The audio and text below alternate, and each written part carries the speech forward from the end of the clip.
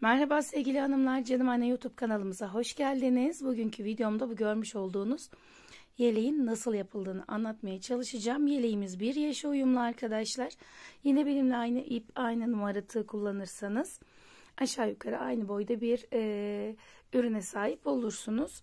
Anlatımımıza geçmeden önce eğer hala kanalımıza abone değilseniz abone olmanızı rica ediyorum ki yayınlanan videolardan haberdar olmak içinse bildirimleri açmayı lütfen unutmayın.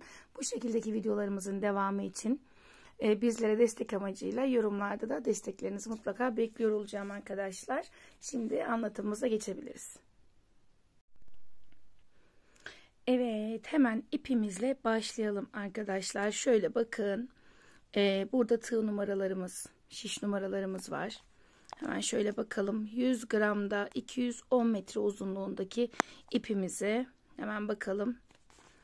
4,5 milimlik tığımızla öreceğiz. Şöyle ipimizi açarak başlayalım.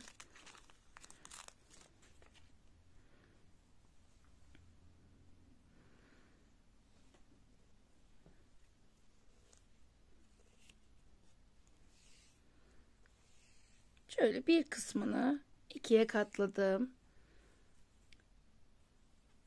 Zincir atarak başlayacağız şu şekilde arkadaşlar. 42 tane zincir çekerek başlıyorum bir yaş için. Bu kalınlıkta ip ve tığ kullanırsanız aynı ölçülerde 6 ay 1 yaş 1-1,5 yaş bandında bir ölçüye ulaşırsınız. 42 tane zincir atarak başlıyorum. 42 tane zincirimizi attık. Şimdi bakın şu ipi şurada bıraktım. Şöyle 1 2 3 zincir çekip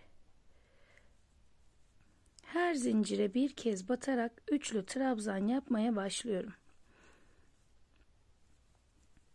Toplamda 42 tane trabzanım olacak.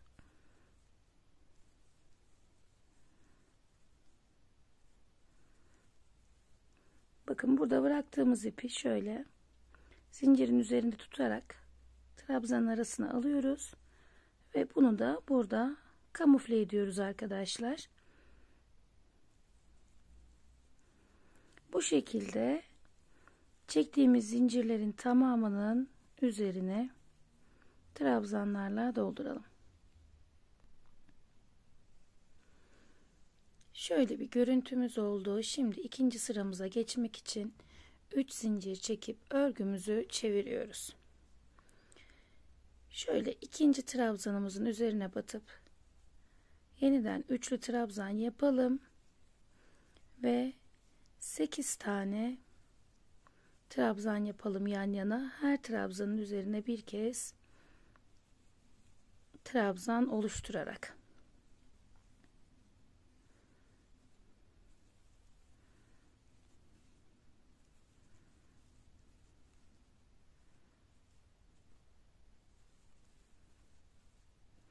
Evet, bakın şu şekilde 8 tane trabzanımı oluşturdum. 1 2 zincir çektim. Son trabzanımı yaptığım aynı noktaya tekrar batıyorum. Sonra tekrar 8 trabzan.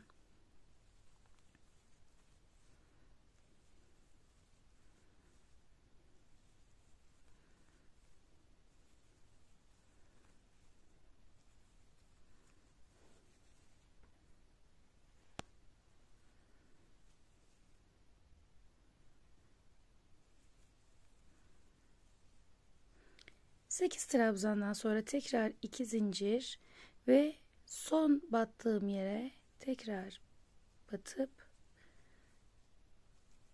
trabzan yapmaya devam ediyorum.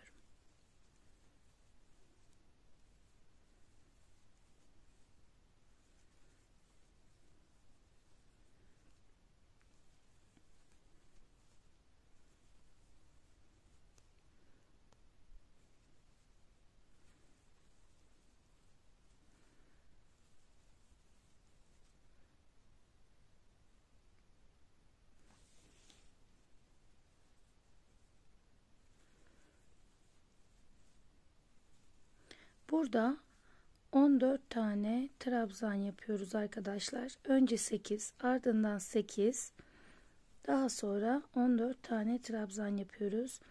2, 4, 6, 8, 10, 12, 14 tane olmuş bile. Şimdi tekrar 2 zincir, yine son battığım yere battım. Yine 8 trabzan yapıyorum.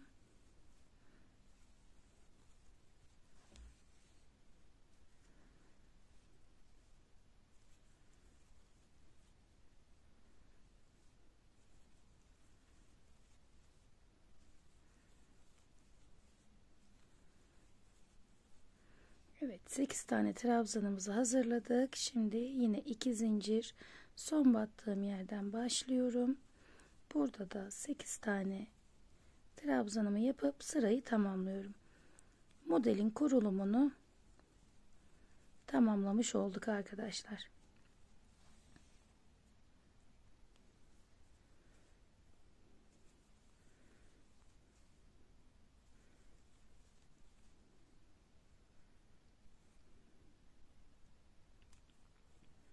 Başlangıçtaki zincirimizin tepesine de batıyoruz. Aynen trabzanlarımızın üzerine battığımız gibi burayı da tamamlıyoruz. Evet. Hemen şöyle bir bakalım. Zaten aralar belli zincirlerle.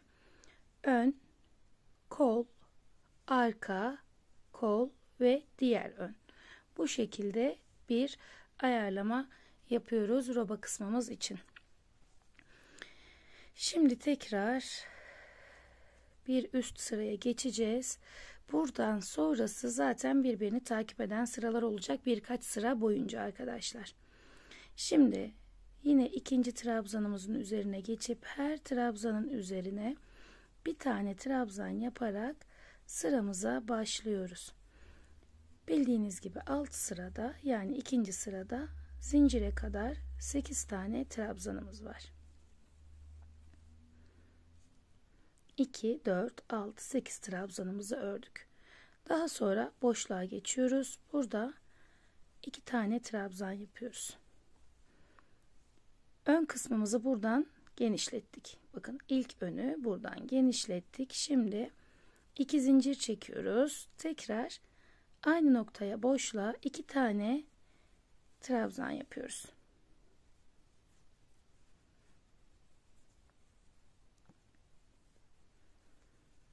Şimdi kolun bir kısmını genişlettik.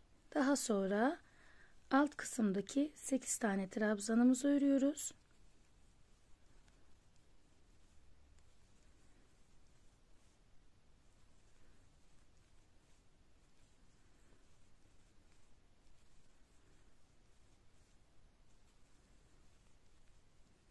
Ve diğer yönden kolumuzu genişletmek için buradaki boşluğa 2 tane daha trabzan yapıyoruz.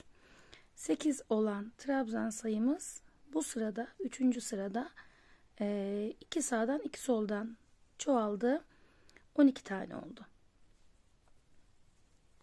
Yine 2 zincir, ardından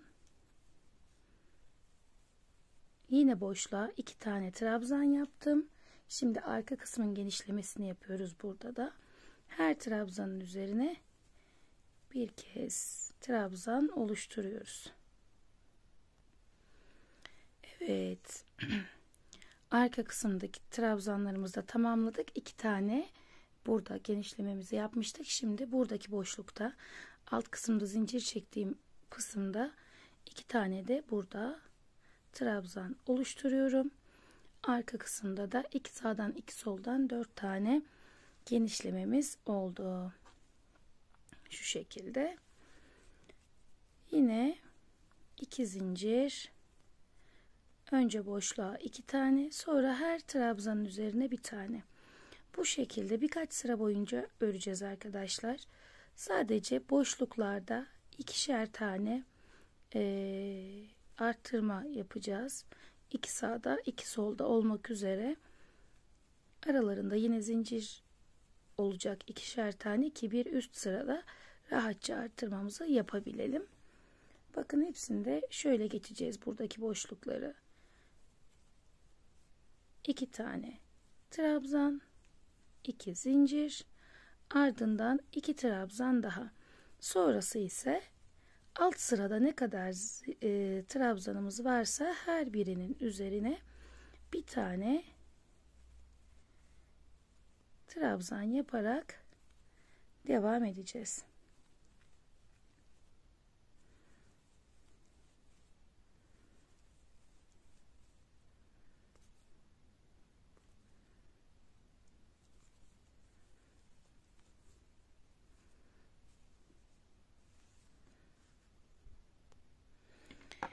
Üç sıra boyunca ördük. Tahminim 6 ya da 7 sırada tamamlanmış olacak. Bakın şu kısım, şurası arka kısmı. Şu parmağımla gösterdiğim yerler kollar ve şunlar diğer önler. Şöyle katladığımızda bakın yaka formunu vereceğiz ve şu şekilde genişleyecek. Dediğim gibi aşağı yukarı 6, 7 belki 8 sıra boyunca bu şekilde devam edeceğiz arkadaşlar. Buradaki mantığımız, modelimizi kurduk. Kurduktan sonra şuralardaki boşlukları her seferinde önce 2 trabzan, ardından 2 zincir, daha sonra 2 trabzan daha yapıp sonra da buralardaki trabzanların her birinin üzerine bir tane trabzan yapacağız. Yani her seferinde 4, 8, 12, 16 tane trabzanımız çoğalacak her sırada. Şimdi ben videomu biraz kapatacağım. Örmeye devam edeceğim. Sonrasında yine birlikte devam edelim. Evet, epeyce ilerledik. Şöyle bakın 7 sıra boyunca ördüm. 1, 2, 3, 4, 5, 6 ve 7 sıra oldu. Şimdi kollarını ve gövdesini ayıracağız. Aynı zamanda da modelimizi kuracağız.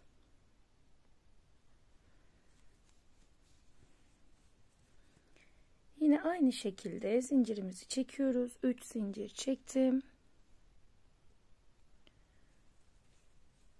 Şöyle geri çevirdim. Önce 5 tane trabzan yapıyorum. Başlangıç zinciri dahil.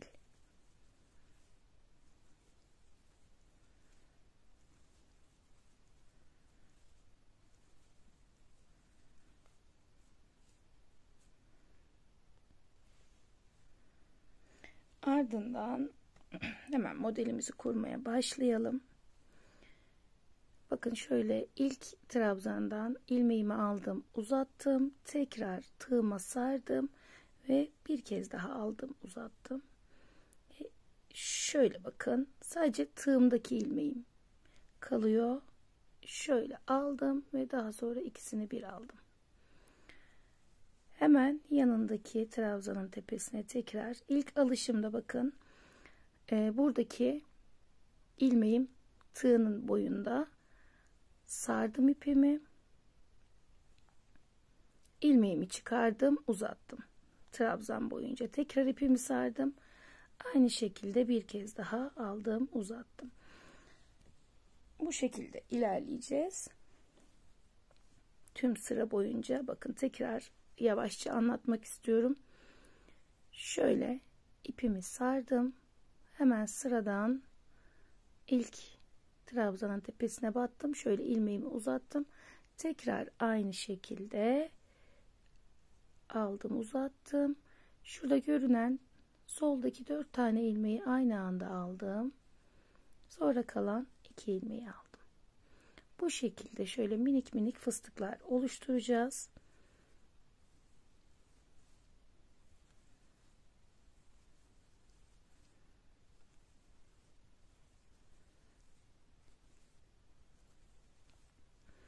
Lif örmeyi bilenler bilir. Bu normalde lif örgüsünde kullandığımız fıstık modelidir. Ama orada daha fazla, işte 3 kere 4 kere sarılır üst üste. Burada ipimiz kalın olduğu için 2 kez yeterli oluyor. Bakın şöyle güzel bir görüntü çıkıyor ortaya arkadaşlar. Şimdi bu şekilde ön kısmın tamamını örelim.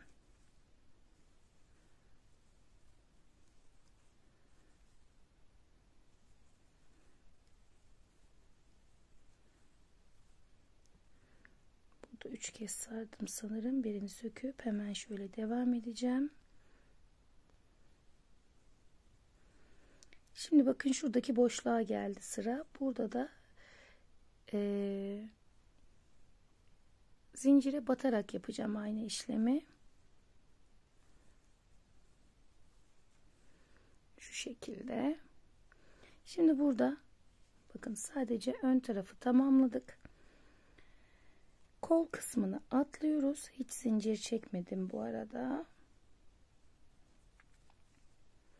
Ve şuradaki boşluğa bakın. Kol kısmını atladım. Buradaki boşluğun yine zincire batarak aynı şekilde fıstık oluşturuyorum. Daha sonra yine arka kısma geçtim ve aynı şekilde her trabzana bir tane olacak şekilde fıstıklarımızı oluşturuyoruz.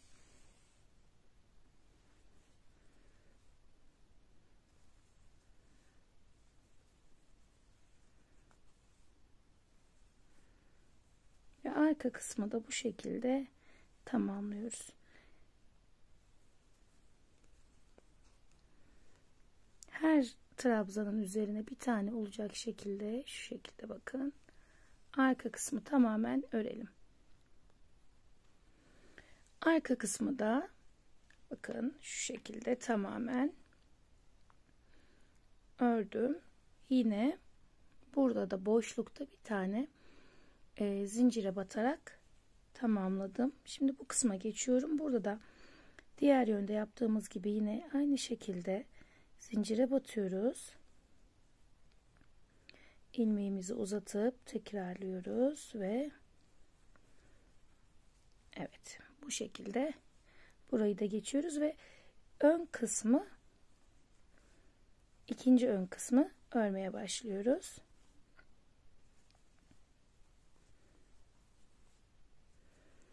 Burayı da tamamladıktan sonra son kısımda yine 5 tane trabzan yapacağım.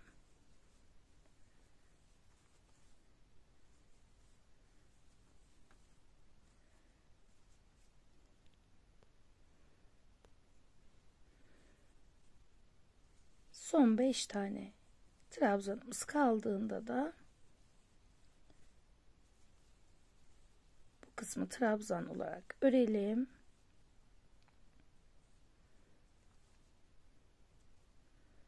Ve bir üst sıraya geçelim. 3 zincir çektim. Örgümü çevirdim.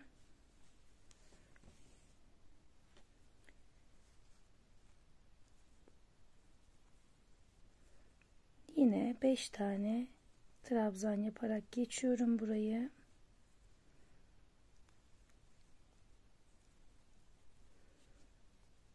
Bir zincir çekiyorum. Buradan bir tane atlıyorum.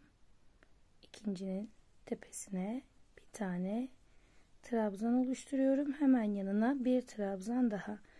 Bir tane zincir, bir boşluk, bir ileriye geçip yan yana 2 tane trabzan oluşturuyorum. Sırayı bu şekilde tamamlayacağım.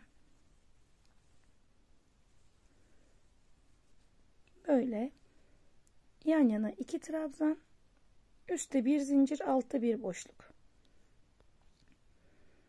Tüm sırayı bu şekilde ördükten sonra bir üst sıramız yine fıstık olacak.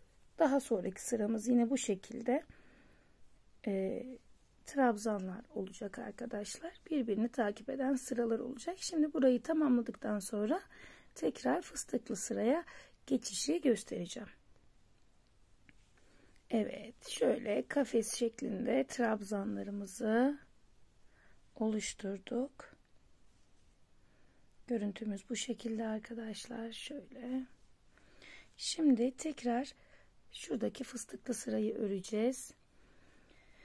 Sıranın bitiminde yine buradaki 5 tane trabzanımı ördüm. Şimdi burada bir püf noktamız olacak. Boşluklara bir tane, trabzanların tepesine birer tane, yani bakın şöyle 1 2 3 4 5 6 bu şekilde yapacağız fıstıkları. Ama bu şu şekilde boşluğa batmayacağız arkadaşlar. Çünkü burası dağınık. Şurada 2 tanesi böyle derli toplu. Burada bir tane dağınık. Bu şekilde görünüyor. Bu yüzden arada zincire batarak yapacağız buradaki fıstıkları. Bir tane zincire, daha sonra yan yana 2 tane trabzanların tepesine, sonra yine zincire batıp bu şekilde devam edeceğim.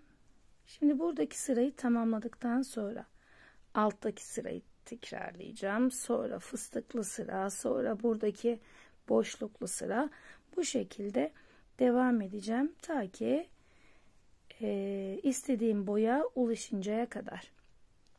Şimdi videomu burada kapatıyorum. Zaten buradan sonrası birbirini takip eden sıralar olacak. Bir sıra fıstıklı sıra, bir sıra da trabzanlı sıra şeklinde devam edecek. Şimdilik görüntümüz bu şekilde. Sonrasını yine birlikte devam edelim. Evet, yeleğimizi tamamladık arkadaşlar. Bakın şu şekilde fıstıklı sıralardan 1, 2, 3, 4, 5, 6, 7 tane yaptım. 7. de tamamladım. Sadece roba kısmında düğme kullandım. İliklerimiz zaten trabzanlarımız. Ayrıyeten bir ilik açma durumumuz olmadı bu yüzden. Dilerseniz tam boyda düğme yapabilirsiniz. Erkek bebek için düşünüyorsanız tam boy yapmanız daha uygun olur diye düşünüyorum. Bu şekilde yeleğimizi tamamlıyoruz. Umuyorum ki beğeneceğiniz güzel bir çalışma olmuştur arkadaşlar. Eğer hala kanalımıza abone değilseniz abone olmanızı rica ediyorum. Yayınlanan videolarımızdan haberdar olmak içinse bildirimleri açmayı lütfen unutmayın. Daha sonraki videolarımızda tekrar görüşmek üzere. Hoşça kalın, sağlıcakla kalın.